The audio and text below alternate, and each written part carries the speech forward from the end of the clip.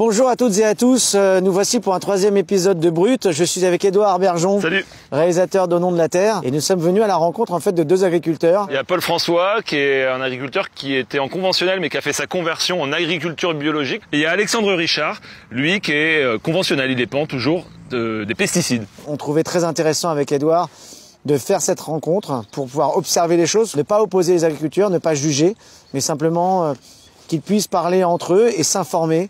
Et voilà, donc ça va être à mon avis assez intéressant comme discussion. Ils nous attendent là. Donc on va aller les voir.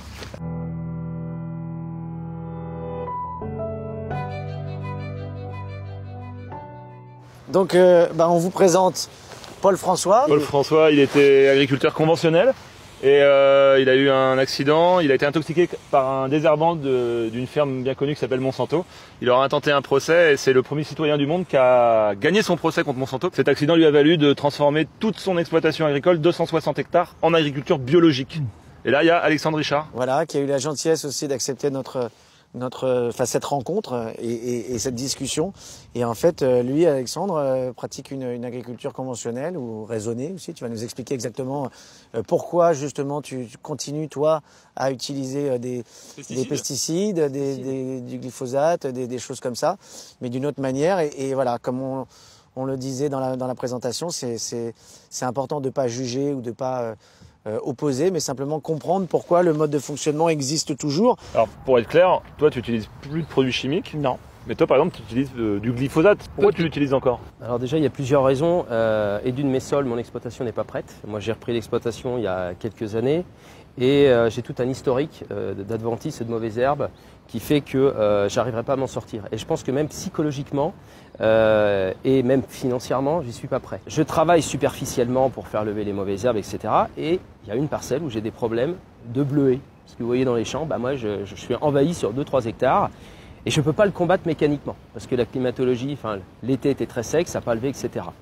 Donc qu'est-ce que je vais faire? Je vais attendre qu'elle pousse un petit peu sur une feuille et je vais mettre un peu de glyphosate. Quand je dis un peu, c'est même pas 1 litre. Et c'est 1 litre hectare, donc c'est 360 grammes sur la totalité, sur 1 hectare. Je reprends l'expression d'un ami au Canada qui a 25 ans de bio d'expérience. Il dit c'est pas les mauvaises herbes, c'est qu'elles sont pas là au bon moment. Donc il va falloir apprendre à les gérer. Et un paysan, même moi, là ici, je dis cette parcelle elle est propre. Elle est propre parce qu'il y a que du blé, on voit pas d'adventices. Quand tu es en bio, tu vas avoir des adventices et tu vas apprendre à les gérer, voilà, des mauvaises herbes, mais que tu vas apprendre à gérer différemment. Donc si tu t'y prépares pas psychologiquement, tu vas te prendre ça en pleine figure. Tu vas dire mais j'ai tout loupé, mon sol est sale, comment je vais faire? Tu apprends à faire différemment, il faut s'y préparer, il faut préparer les sols comme vient de le dire Alexandre. Si tu ne fais pas ce travail-là, c'est une vraie catastrophe. Moi j'utilise le moins possible de phyto, mais au bon moment et s'il y en a besoin. Parce que d'une, il y a l'environnement, mais il y a aussi le côté économique. Mais c'est ma façon de voir aujourd'hui. En bio, je gagne mieux financièrement, parce que tu parlais de marge économique. Moi, je peux te montrer les marges. Elles sont meilleures en bio qu'en conventionnel. Même tes premières années? Même les premières années avec l'accompagnement financier, sauf que si on regarde que intrinsèquement il y a un problème aujourd'hui de primes qui n'ont pas été versées. Ça veut dire qu'il y a des aides voilà, les aides et la conversion bio. Voilà. Versées des années après. Voilà. Bon, il y a des problèmes effectivement économiques, mais une fois que tu es passé en bio et que tu t'y es bien préparé, aujourd'hui, moi dans ma région cette année, si je regarde que la production de blé, certes, j'ai produit beaucoup moins que mes voisins, mes collègues, mais j'ai gagné 2 fois plus d'argent. Parce que c'est mieux valorisé c'est beaucoup mieux valorisé. Aussi, je pars du principe que le bio, on va avoir de plus en plus d'exploitation, comme Paul, c'est évident. Par contre, si on veut continuer à nourrir nos Français, notre population, etc., la seule chose qu'on pourra faire, c'est soit défricher, remettre les jachères en place pour faire du bio parce qu'il en faudra plus. On a une productivité moindre, on a 2 fois moins de rendement que du conventionnel, je pense. Pas forcément. Ou 2 tiers, mais moins quand même que du conventionnel. Moi, je me reconnais bien, tu vois, je parlais exactement comme toi il y a 10 ans. On m'a réinterrogé, j'aurais répondu comme Alexandre, à savoir, on doit nourrir la planète, nos sols sont pas prêts, et tout ça. Alors les sols, je suis tout à fait d'accord avec Alexandre. Il faut être prêt dans sa tête, tout à fait d'accord. Jusqu'au moment où moi, j'avais plein de bonnes raisons. J'étais malade.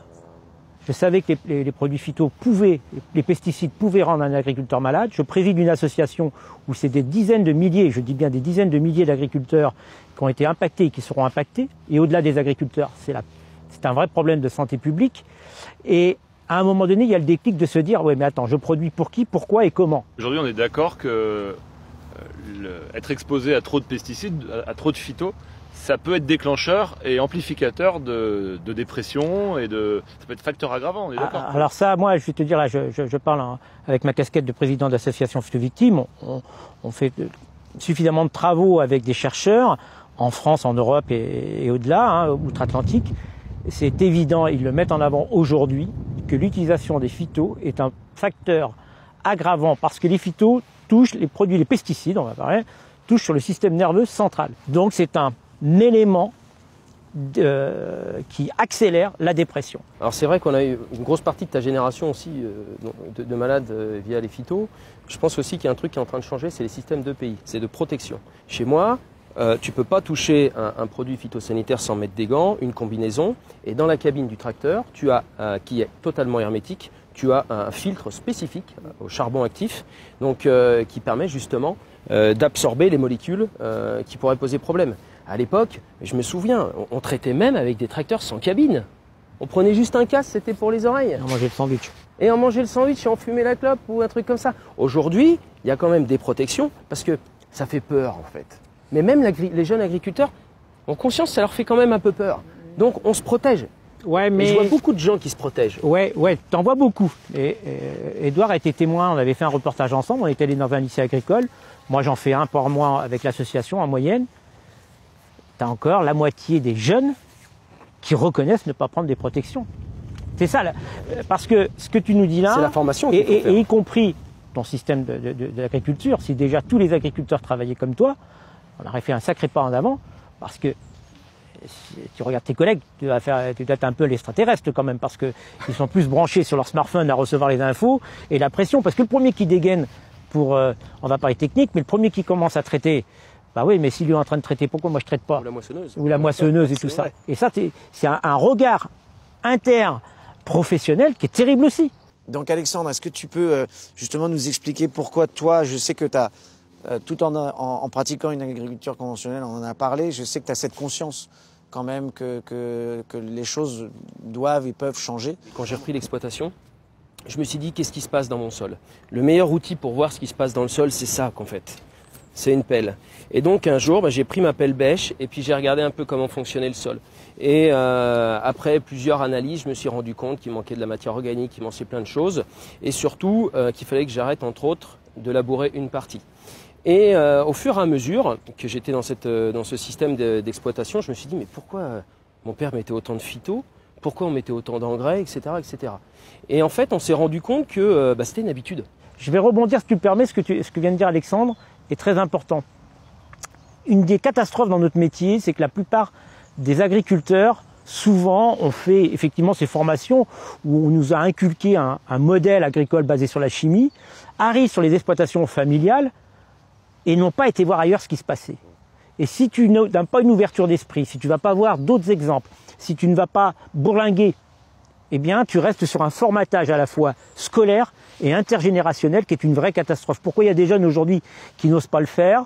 Parce qu'on leur a appris un système et en plus il y a le regard familial qui est là, mais t'es qui toi pour nous dire qu'il faut faire autrement? Mais je suis d'accord parce que moi je sais quand on a présenté le film, et notamment dans la région, moi j'ai grandi avec plein d'agriculteurs, fils d'agriculteurs, arboriculteurs, et qui sont venus voir le film et qui m'ont regardé un peu avec un regard un peu noir à la fin en me disant t'es bien gentil mais c'est pas aussi facile que ça en fait.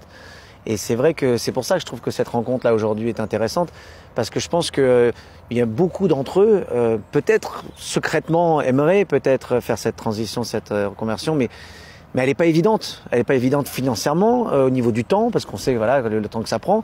Et puis comment on fait? Et c'est compliqué, je pense aussi pour un agriculteur du conventionnel d'aller voir un agriculteur biologique et de dire tu voudrais pas m'expliquer comment on fait? Je pense qu'il y a une fierté, il y a quelque chose, je pense, qui fait un orgueil peut-être, qui fait qu'on n'ose pas aller vers l'autre en fait. Et moi, c'est ça que j'ai envie d'encourager, c'est de dire à ces agriculteurs, on ne juge pas, on n'oppose pas, mais simplement échanger entre vous.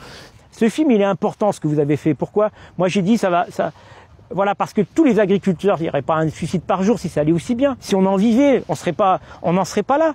Et il faudrait mieux dire ouvertement, on a de la peine à sortir du système parce qu'on est piégé par le système financier, que de dire, mais je respecte, que de dire on ne pourra pas faire de bio. Si on était unis, et je pense que la population nous soutiendrait, il y aurait plus ce qu'on entend, cet agribashing en ce moment, eh bien il y aurait vraiment on serait tous unis contre les firmes, on gagnerait du temps et on ferait une conversion où le consommateur, l'agriculteur pourrait vivre de son métier, et vraiment, ce serait une réussite. Et ce film que vous avez fait, c'est vraiment l'élément qui peut nous aider à le faire. Et n'oubliez pas que vous, consommateurs, vous êtes effectivement très très important dans tout ce processus. Vous êtes important parce que c'est vous aussi qui allez pouvoir changer la production derrière.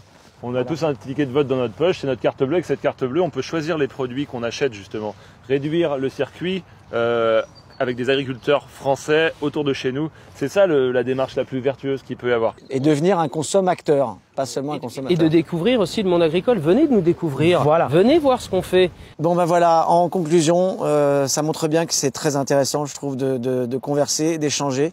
Voilà. Ils sont pas loin en fait, hein. Ils peuvent se réunir, ils se retrouvent quand même. Hein. Le bon sens paysan, ils l'ont tous les deux. Hein.